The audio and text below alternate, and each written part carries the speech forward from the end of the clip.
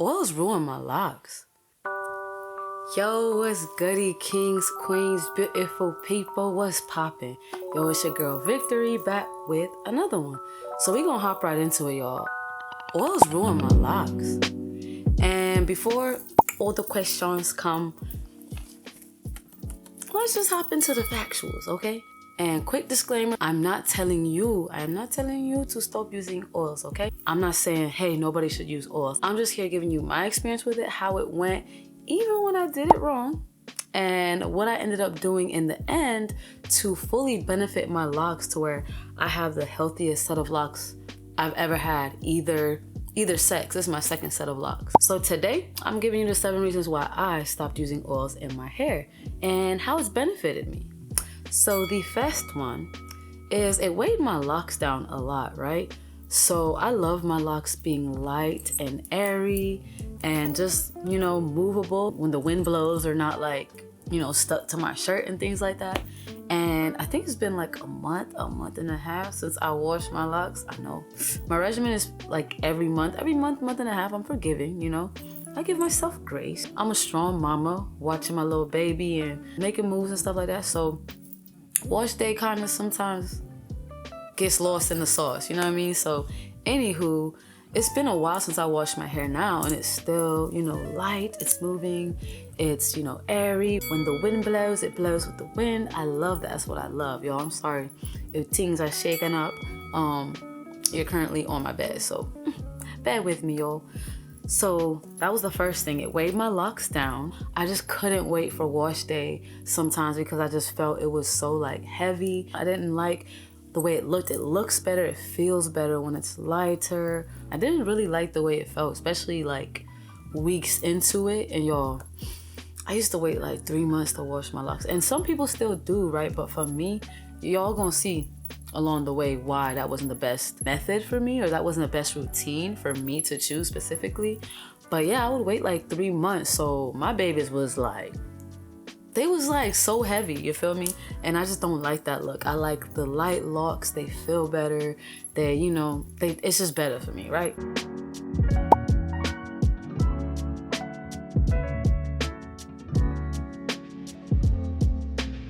So number 2, y'all.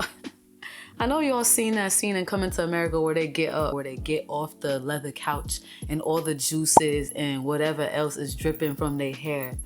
It would leave residue different places, right? Including my hands. I would just, not very good to keep your hands always in your hair, but whenever I would touch my hair, whenever I wore shirts that were white, some of my jackets and things, it left a stain, right? Because I was putting too much oil in my hair, y'all. I'm just gonna be real. If you're enjoying this video, please go ahead and hit that little like button down there. Thank you so much for your support. All right, back to the video. Perhaps if I had used it, no, even when I was using it correctly, when I was using it correctly, it wasn't as much, but it would still leave that residue, more so because also I used Jamaican black castor oil, right? And Haitian castor oil. And those are dark, right?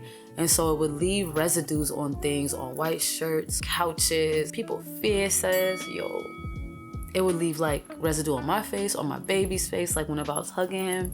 So I just didn't like that, you know what I mean? So yeah, number 2, it left residue everywhere. Number 3, it broke out my face. My face is the clearest it's ever been, especially around the perimeter. It really broke out my face because, as y'all can see, these locks was always this, especially when they was short, right? They was right here. So certain skin types are more prone to breakouts and acne. I believe I have in the middle, right? But adding extra oil, my body's already secreting its own oils. It was tearing up my skin, y'all. Even when I used the proper amount and not too much, right? So number 3, it broke me out. Which brings me to number 4, yo. It broke my hair.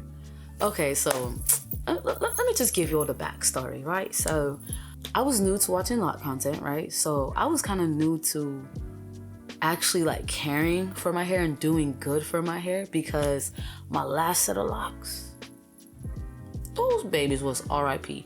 I had over bleached them, over dyed them, I neglected them, I didn't moisturize them enough. They were very unhydrated, if that's even a word. So this set of locks, I was like, yo, I'm gonna invest some time in myself. I'm gonna research things, I'm gonna look into things, and that's all good and well, but it's what you do with your research, my love.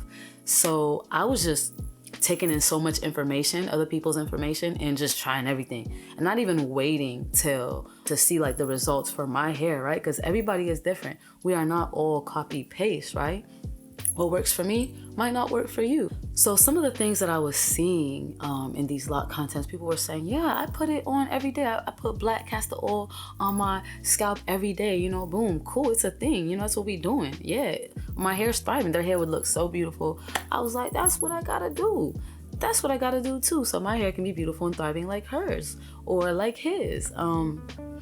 Nah, fam, that was not working out for us, because what I was doing, I was clogging up my pores, right? And black castor oil, like I said, is very heavy. And then I was waiting like 3 months to wash my hair, right? So all that combined is crazy.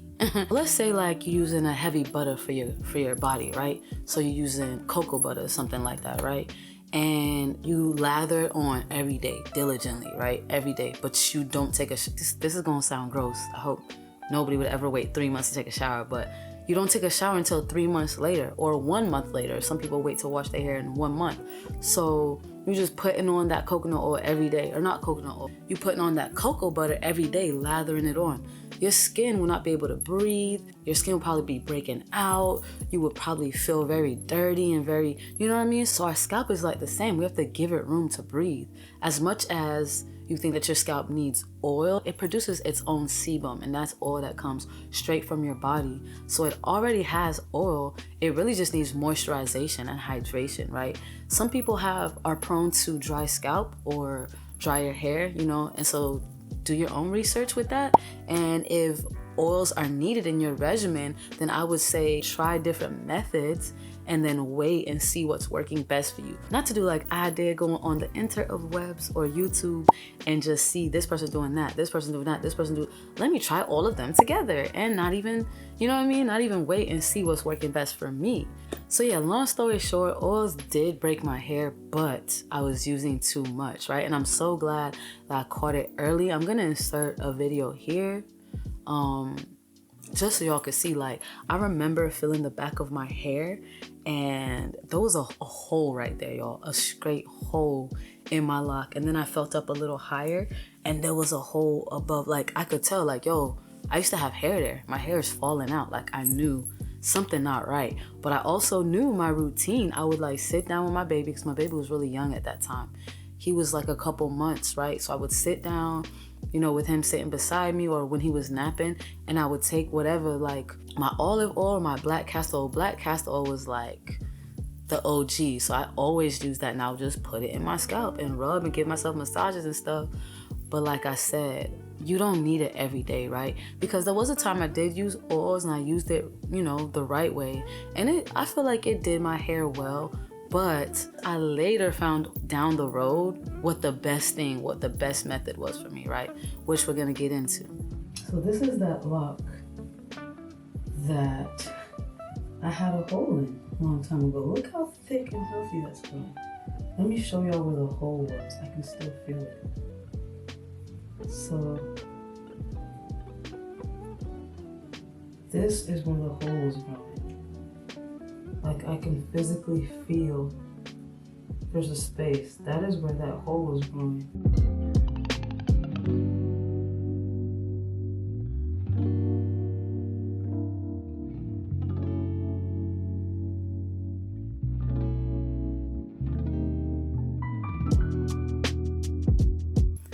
And guess what, y'all? After research, I found out that applying excess oil to your scalp can clog the hair follicles, causing breakage and hair fallout. So when I seen that, ooh boy, I was like, listen here. I went a little extreme. You know how people do like overnight vegan? I did like overnight, I'm done with oils. I was like, yo, I'm done with oils. So, and another thing that I did when I was using oils, using it the wrong way. I didn't always use it the wrong way, but these are just the things that I did wrong when I was using oils. Sometimes I would apply it to my hair. I'd be like, oh, my hair feels dry. Let me take this coconut oil, and then boom, put it in my hair, right? Just like a little dollop. And that's another thing I'm gonna get to, how much. But anyway, I would put it all over my hair, and then my hair would get drier. And then I found out that you have to add moisture first. Kind of like whenever you have loose natural hair. I'd never really had loose natural hair for too long. I went from like straight perm to like just twist and twist, faux locks, and then locks, and then cut the locks, and then had a baby afro for like a couple months, and then locks again, right? So I didn't really know the loose natural like life, but loose naturals do like LOC, lock, oil, and conditioner, I think it is, or liquid oil and conditioner. So same with locks, you have to hydrate it first. So that's what I didn't know. I know that you had to spritz it with water or like aloe vera or some kind of water, some kind of liquid, and then seal it with the oil. And that's how you would conserve your moisture. That's how you would hydrate your hair. So, you know, I found out I was doing that wrong. I switched it up. But then also, I used to laugh like a dollop, a quarter size, that's too small. I was just double dipping, triple dipping, quadruple dipping, and putting that in my hair. So I was putting too much as well. So the 3 things that I did wrong with oils: I used too much, too often, and not applied correctly. However, I did switch all of those up and I started doing them correctly, but I started looking deeper into the moisturization. I started looking deeper into what is the best moisturizer for your hair. So then that's what led me down the road of my no oil, right? But before we get to the end result and what I decided to start doing, there's some other things that I found out. I found out that putting oil onto a dirty scalp could lead to scalp infection. And that might seem like duh to some people, but like I said, when you really like didn't invest too much in your hair, you just used to get up and go, you just don't know these things until you research and you look into it and you start really wanting to take care of yourself, right?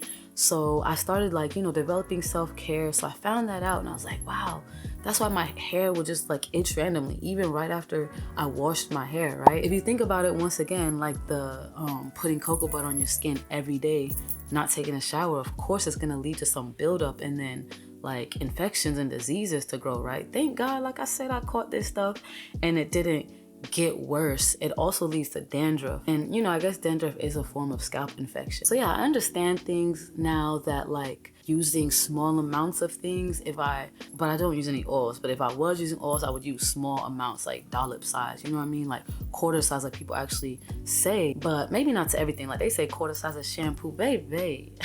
This hair here, do y'all see how thick this hair is? Do y'all see how thick my locks is?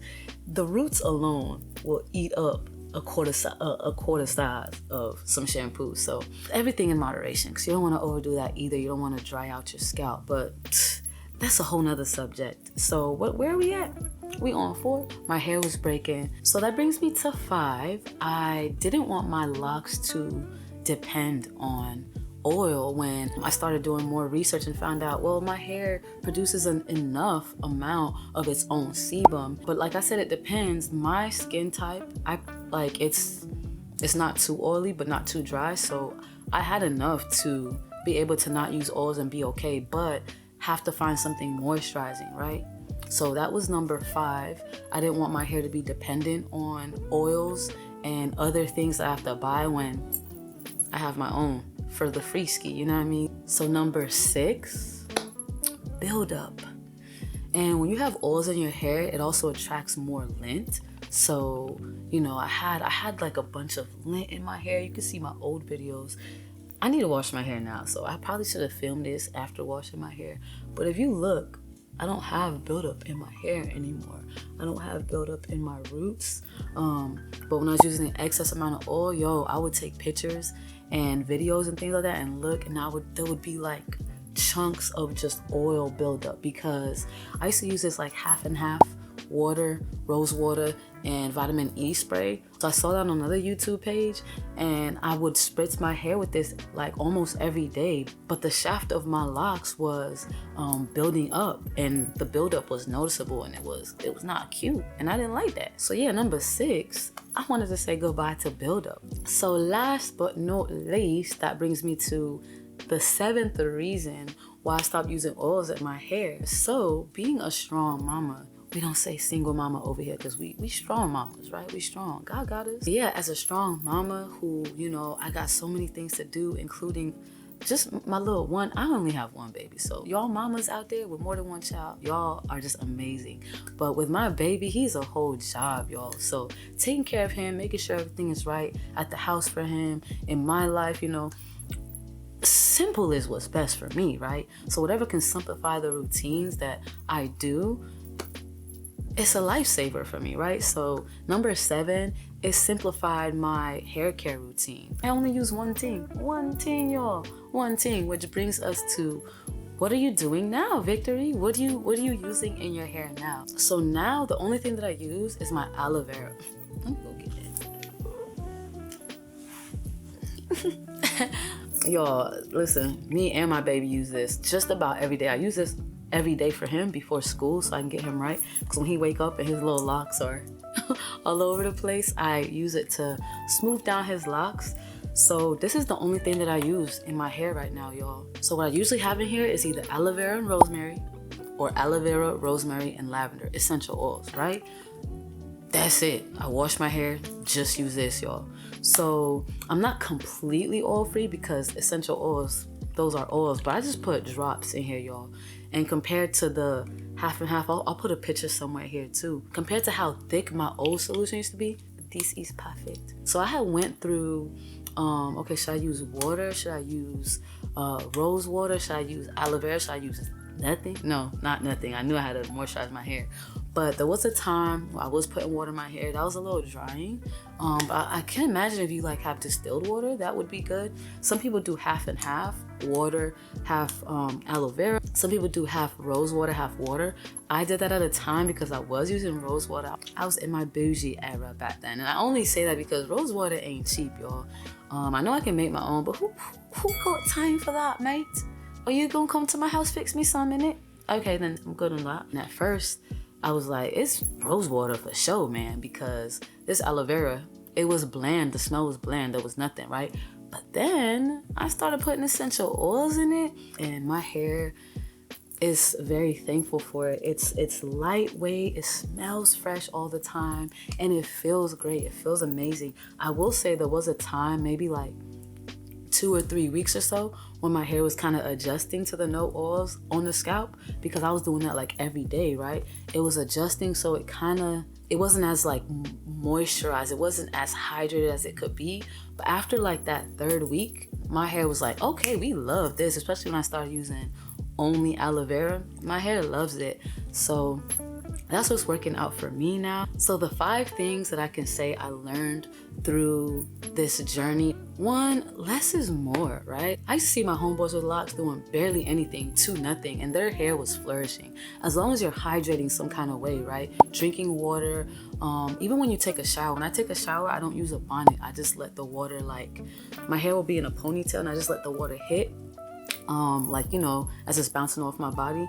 And whenever I'm done with my shower, I put my hair down and I kind of smooth all the water through my hair, and I put it back in a bun so I can dry up. As long as you hydrate in some kind of way and you find the best hydration for you, that's really all your hair needs, unless you figure out your hair needs a little bit more. But the basics, hydrate your hair. That's what happened to my first set of locks, and I had bleached and dyed them. I wasn't hydrating, right? I was just living my best little life, just my locks was just not gonna hate me for what I was doing to them and fall off and just wither away. Anywho, less is more. Number 2, clarifying shampoo is a must if you don't want to create buildup. This is the clarifying shampoo I'm now using.